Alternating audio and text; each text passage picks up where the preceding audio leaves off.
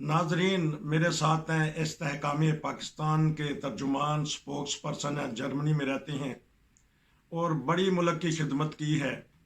मैं उनसे यही सवाल करूंगा कि जो हज़रत कायद आज़म मोहम्मद अली जिन्ना ने सोचा था कि मैं इस तरह का पाकिस्तान बनाऊंगा, लेकिन आजकल के हालात देख के वो क्या सोचते होंगे कि मैं तो अपनी कौम के लिए एक मुल्क बना गया हूँ, लेकिन मुल्क को टुकड़े टुकड़े करने के लिए, मुल्क को तबाह करने के लिए हमारे अपने ही लोग आ गए हैं। इन दिनों में हमने देखा है, एक हफ्ते से वो नज़ारे हो रहे हैं, पहले तोड़ फोड़ की गई, अब गिरफ्तारियां हुई हैं और सोशल मीडिया पे ऐसी ऐसी वीडियो आ रही हैं कि उनके ऊपर तशद्दुद भी किया जा रहा है। बहरहाल ये क्यों नौबत आ गई है कि हमारा मुल्क एक ऐसे तरीके से जग हसाई का मूजब बन गया है, वो अच्छी तरह जानते हैं। जी अस्सलाम वालेकुम।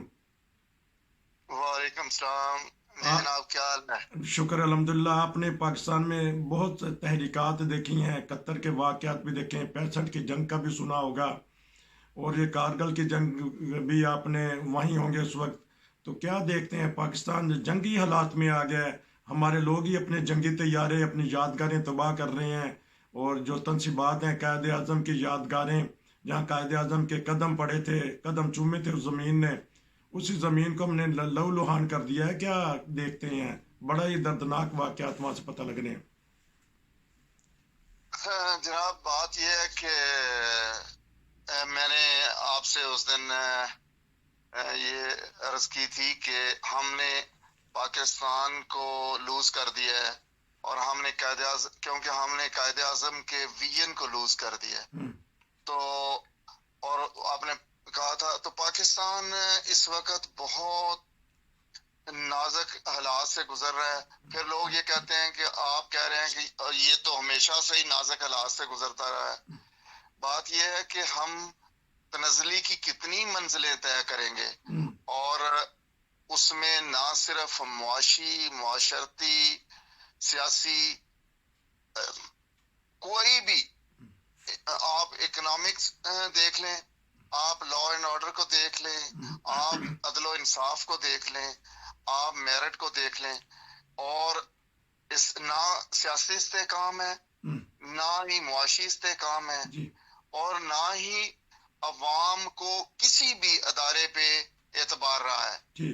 बात यह है कि बहुत तकलीफ की बात है, और मैं तो तबसरा करने से पहले आपको ये बता दूं कि मैं बहुत तकलीफ में हूँ और मैं बहुत मुश्किल महसूस करता हूँ, क्योंकि पूरा सच जो है वो कड़वा है बहुत, हम्म, और पूरा सच बोला नहीं जा सकता, हम्म, और क्योंकि उसमें बहुत सारे मसाइल हैं। जी। मसाइल ये हैं कि उससे हमारे दुश्मन भी ताकतें खुश होंगी, हम्म, और वो पहले से खुश हो रहे हैं। जी। तो इसलिए मैं नहीं चाहता कि हमारा कोई कमेंट, हमारी कोई राय, कोई तबसरा मजीद हमारे मुल्क के लिए या हमारे अवाम के लिए मजीद कोई मसाइल पैदा करे। हम्म, इस वक्त कोई भी जो स्टेक होल्डर है वो उस तहम्मुल से, बुर्दबारी से और हिकमत से काम नहीं ले रहा, हम्म, और उसमें जो कुछ अदलिया को कहा गया है, जो कि एक चीफ जस्टिस के बारे में कहा गया है, जी। जो कुछ ताकतवर लोग चीफ जस्टिस या अदालत के बारे में कह रहे हैं, जो इस वक्त अरबाब इख्तियार हैं, हम्म, तो हमें देख के शर्म आती है जी कि दुनिया को हम क्या तस्वीर दिखा रहे जी। हैं। एक तरफ एक बहुत बड़ी पॉलिटिकल पार्टी है, हम्म, वो आर्म फोर्सेस को के बारे में जी। एक वाज़ेह राय रख रही है, और उस राय का नतीजा ये है कि वो जो आर्म फोर्सेस हैं वो भी अपनी जो न्यूट्रलिटी है उसको समझते हुए कि ये हमारी बुनियादी हकीकत यही है कि हम अपने अवाम के साथ खड़े हों, हम किसी भी पॉलिटिकल साइड पे हमें ये नहीं नजर आना चाहिए। लेकिन हमारी तारीख ये बताती है कि अनफॉर्चुनेटली हमने किसी न किसी तरह से अपने अदारे को जो उसका मुकद्दस और तकदीस है उसकी हिफाजत लफ्जों की हद तक तो की है, हम्म, अमली तौर पर हमने उसको انشور کیا کہ ہم سیاست سے جو ہمارا حلف ہے اس کے مطابق ہم عمل کریں. اور عدلیہ کو دیکھیں تو عدلیہ کا یہی حشر ہے. سیاستدانوں کی تو آپ ہر وقت بےعزتی کرتے رہتے ہیں، لیکن ہمارے جو ادارے ہیں وہ اب اگر پاکستان کے مفاد کو سامنے رکھ کے سوچیں تو انہیں تحمل سے، بردباری سے اور حکمت سے کام کرنا پڑے گا، کیونکہ جو دشمن چاہ رہا ہے اس کے ہاتھ میں ہم نہ کھیلیں. اور باقی جہاں تک آپ نے یہ کہا ہے کہ پاکستان قائد اعظم کا پاکستان ہے، قائد اعظم کے پاکستان کے لیے ہی ہم نے استحکام پاکستان کا جو آبجیکٹو دیا ہے اس کے اندر یہی ہے کہ جو قائد اعظم کا ویژن تھا وہی ہمارا ویژن ہے کہ حقوق سب کے لیے برابر ہوں، میرٹ ہو، عدل و انصاف ہو، اور تمام کے تمام لوگ جب تک اور ادارے سب ان بنیادی اصولوں اور رہنما اصولوں پہ کام نہیں کریں گے اس وقت تک پاکستان میں جو بہتری ہے اس کے آثار میں تو کم از کم نہیں دیکھ رہا، کیونکہ خدا تعالیٰ اس قوم کی حالت نہیں بدلتا جو اپنی حالت خود نہیں بدلتے. اور یہ اقبال نے کہا، یہ قرآن کا بھی فرمان ہے، یہ قدرت کا قانون ہے، کیونکہ میں اس میں جو کچھ ہو رہا ہے اس میں خدا کا قہر اور عذاب دیکھ رہا ہوں، اور جس کی وجہ سے کوئی ادارہ وہ اس کا تقدس قائم نہیں رہا، ان کی عزت برقرار نہیں رہی. اور یہی پاکستان کی سب سے بڑی اس وقت مسئلہ ہے، کیونکہ ہمیں کوئی نہ کوئی ایسا ادارہ چاہیے جو سب کے لیے قابل قبول ہو، جو سب کو انصاف مہیا کرے اور میرٹ کی بات کرے. اس لیے یہ واحد حال یہ ہے کہ ہم جو استحکام پاکستان کا پیغام دینا چاہتے ہیں، یہ اس کرائسس میں اگر ہمارے عوام ہماری بات کو سنیں اور اس پر عمل پیرا ہو جائیں اور ادارے بھی، تو میرا خیال ہے تمام مسائل کا حل نکل آئے گا.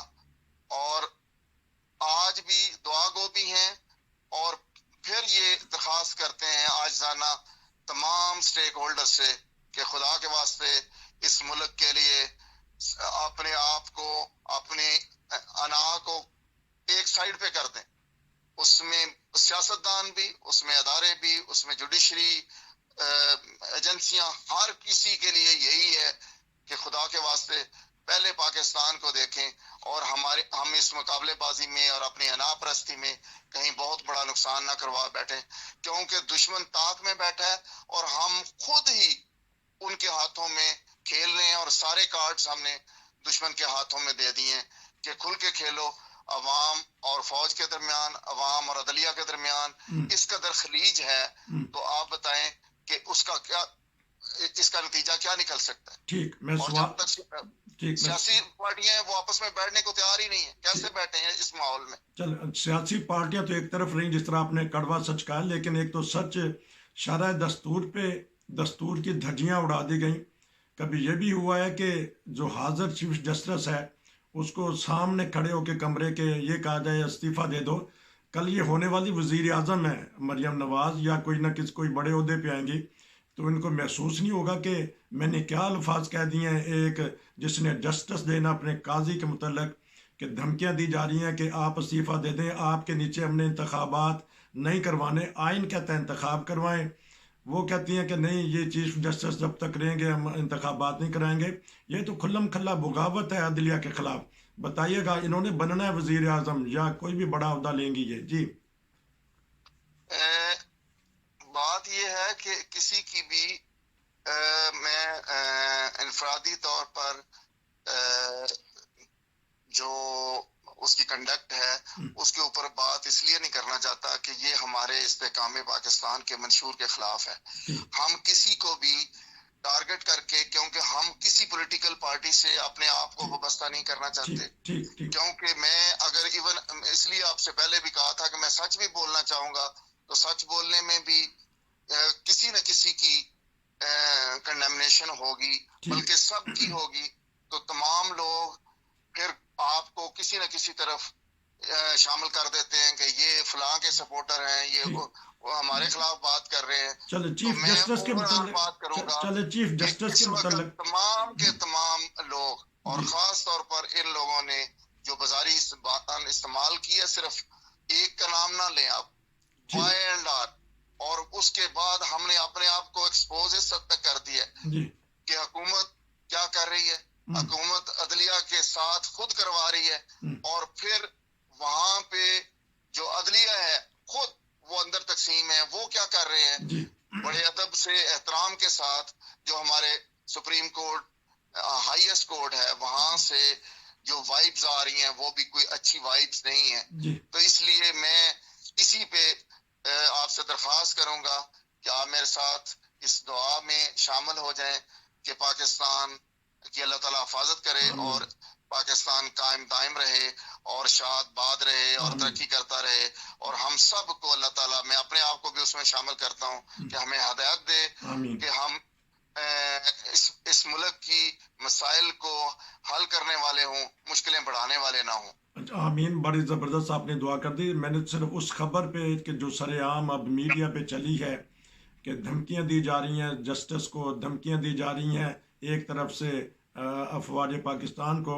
بہرحال اس طرح ملک نہیں چلتے، اس طرح تو انارکی پیدا ہوتی ہے. آپ کا بہت شکریہ. یہ تھے بہت ناظرین. انفارچونیٹ ہے، یہ بہت انفارچونیٹ ہے. جی لیکن میں پھر استحکام پاکستان کے میسج کی طرف ہی آؤں گا جی کہ وہ ہے علاج ان تمام بیماریوں کا. بیماریوں کا اللہ اگر تعالیٰ ہمیں عقل دے اور سمجھ دے. اگر استحکام پاکستان کرنا ہے تو آپس میں پیار محبت کا پیغام یہ کہہ رہے ہیں کہ کسی بھی پارٹی کے ساتھ لگاؤ نہیں ہونا چاہیے. لگاؤ ہونا چاہیے تو پاکستان سے اور پاکستان کی عوام سے. یہ تھے ناظرین میرے ساتھ استحکام پاکستان کے اسپوکس پرسن جو خدمات کرتے رہے ہیں، پاکستان میں سروس کرتے رہے ہیں، بڑے درد دل رکھتے ہیں. جب بھی میں نے ان سے بات کی ہے تو یہ بہت ہی کہتے ہیں کہ مجھے دکھ ہو رہا ہے پاکستان کے حالات دیکھ کے. اللہ کرے کہ پاکستان کے حالات بہتر سے بہتر ہوں تاکہ جو اوورسیز پاکستانی ہیں ان کو بھی سکون ملے، وہ بھی اپنی جو سی ماں دھرتی ہے اس کی طرف دیکھیں اور وہاں جا کے کاروبار کریں، وہاں جا کے رہیں. بہرحال دل تو دکھتا ہے کہ ایسی ایسی چیزیں اٹھانے کے، آپ کو بتانے کی.